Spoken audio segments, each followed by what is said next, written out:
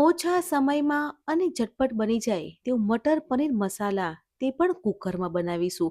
કુકરમાં મટર પનીર મસાલા બનાવવું એકદમ ઇઝી અને સરળ છે. ઓછો સમય હોય તો ઝટપટ શાક બનાવી શકો છો. Hello friends, welcome back to Bhavini's kitchen. શાક બનાવવા માટે કુકરમાં 1 ચમચી તેલ લેવાનું છે. તેલ ગરમ થઈ જાય પછી તમાલપત્ર ઉમેરવાનું છે અને 7 થી 8 નાની ડુંગળી સાતળવાની છે. અને મેં 3 ટામેટાને મોટા પીસમાં સમારી લીધા છે. તે ટામેટા ઉમેરવાના છે અને ડુંગળી અને ટામેટા સાતળવાના છે. ડુંગળી અને ટામેટા સોફ્ટ થાય ત્યાં સુધી સાતળી લઈશું. હવે 7 થી 8 લસણની કળી અને 2 લીલા મરચાં ઉમેરવાના છે અને લસણ મરચાંને સાતળવાના છે. ફ્રેન્ડ્સ, આજે આપણે કુકરમાં શાક બનાવીએ છીએ, તે પણ ઓછા સમયમાં, તો શાક ઝટપટ બની જાય છે. હવે 7 થી 8 કાજુના ટુકડા ઉમેરવાના છે. કાજુના ટુકડા ઉમેરીએ છીએ ને તો શાકમાં ગ્રેવી સારી બને છે.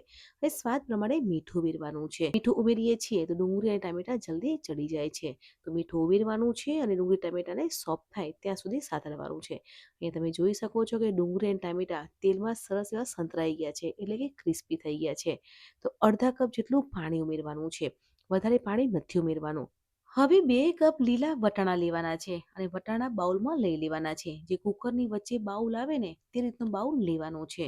હવે ડુંગળી ટામેટાની વચ્ચે સ્ટેન્ડ મૂકવાનું છે અને સ્ટેન્ડની ઉપર વટાણાનું બાઉલ મૂકી દેવાનું છે. એટલે વટાણા પણ એકસાથે ચડી જશે. આપણે ગ્રેવી અને વટાણા એકસાથે બોઇલ થઈ જશે.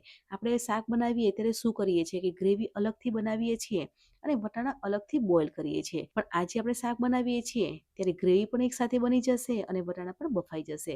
અને 2 વિસલ થાય ને ત્યાં સુધી કૂક કરવાનું છે. અને 2 વિસલ થઈ ગઈ છે અને તમે જોઈ શકો છો કે લીલા વટાણા ચડી ગયા છે. તો લીલા વટાણા બહાર લઈ લેવાના છે અને આપણે સ્ટેન્ડ મૂક્યું હતું તે પણ બહાર લઈ લઈશું.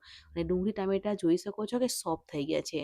તો ડુંગળી ટામેટાને મિક્સર જારમાં લઈ લેવાનું છે. કેમ કે ગ્રેવીવાળું શાક બનાવીએ છીએ એટલે ડુંગળી ટામેટાની ગ્રેવી બનાવી લઈશું.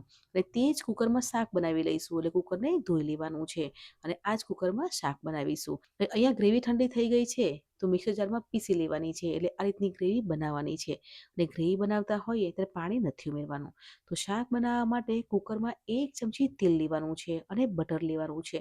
બટરની ફ્લેવર બહુ જ સરસ આવે છે. તેલ અને બટર મેલ્ટ થઈ જાય પછી અડધી ચમચી જીરું, હિંગ, અડધી ચમચી હળદર પાવડર, અડધી ચમચી ધાણા જીરું પાવડર ઉમેરવાનું છે અને આપણે જે ગ્રેવી બનાવી છે તે ગ્રેવી કુકરમાં ઉમેરવાની છે અને ગ્રેવીને 2 મિનિટ સુધી સાતળવાની છે. એટલે ગ્રેવીમાંથી તેલ અલગ થશે. એ 2 મિનિટ થઈ ગઈ છે. તમે જોઈ શકો છો કે ગ્રેવીનો કલર અલગ થઈ ગયો છે. હવે અડધી ચમચી લાલ મરચું, અડધી ચમચી ધાણા જીરું પાવડર અને સ્વાદ પ્રમાણે મીઠું ઉમેરવાનું છે. મીઠું વધારે નથી ઉમેરવાનું કેમ કે ડુંગળી ટામેટા સાતળતા હતા ત્યારે મીઠું ઉમેર્યું છે. એટલે મીઠું ઓછું ઉમેરવાનું છે. હવે મસાલા કર્યા છે. હવે મસાલા ઉમેર્યા પછી 1 મિનિટ સુધી સાતળી લઈશું. એટલે મસાલાની ફ્લેવર ગ્રેવીમાં આવી જશે. હવે બાફેલા વટાણા ગ્રેવીમાં ઉમેરી લેવાના છે અને મિક્સ કરવાનું છે. અહીંયા વટાણા મેં 2 કપ લીધા છે. તમારે વટાણા વધારે લેવા હોય તો પણ લઈ શકો છો. અને વટાણા ઉમેરી અને 1 થી 2 મિનિટ સાતળી લઈશું. અહીંયા મેં 200 ગ્રામ પનીર લીધું છે. તો પનીરને નાના પીસમાં સમારી લેવાનું છે. તમારે વધારે પનીર લેવું હોય તો પણ લઈ શકો છો. ઓછું પનીર લેવું હોય તો પણ લઈ શકો છો. અને મોટા ક્યુબમાં પનીરને સમારવું હોય તો પણ સમાઈ શકો છો.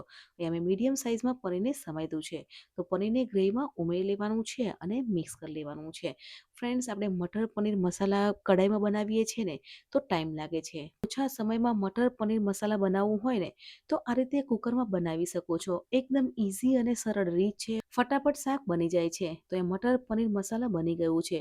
તો ઉપરથી કસૂરી મેથી ઉમેરવાની છે અને ઘરની ફ્રેશ મલાઈ લીધી છે તે ફેટી અને ઉમેરવાની છે. ઉપરથી લીલા ધાણા ઉમેરવાના છે અને મિક્સ કરવાનું છે. તો ગરમા ગરમ મટર પનીર મસાલા બનીને તૈયાર થઈ ગયું છે. તો શાકને સર્વિંગ પ્લેટમાં સર્વ કરીશું. મટર પનીર મસાલા સાથે પરાઠા સર્વ કરી શકો છો, નાન સર્વ કરી શકો છો, રોટલી કે પૂરી સાથે સર્વ કરી શકો છો. કેવી લાગી રેસીપી કમેન્ટ કરજો. તો મળીએ છીએ નવી અને આસાન રેસીપી સાથે. Bye bye, enjoy.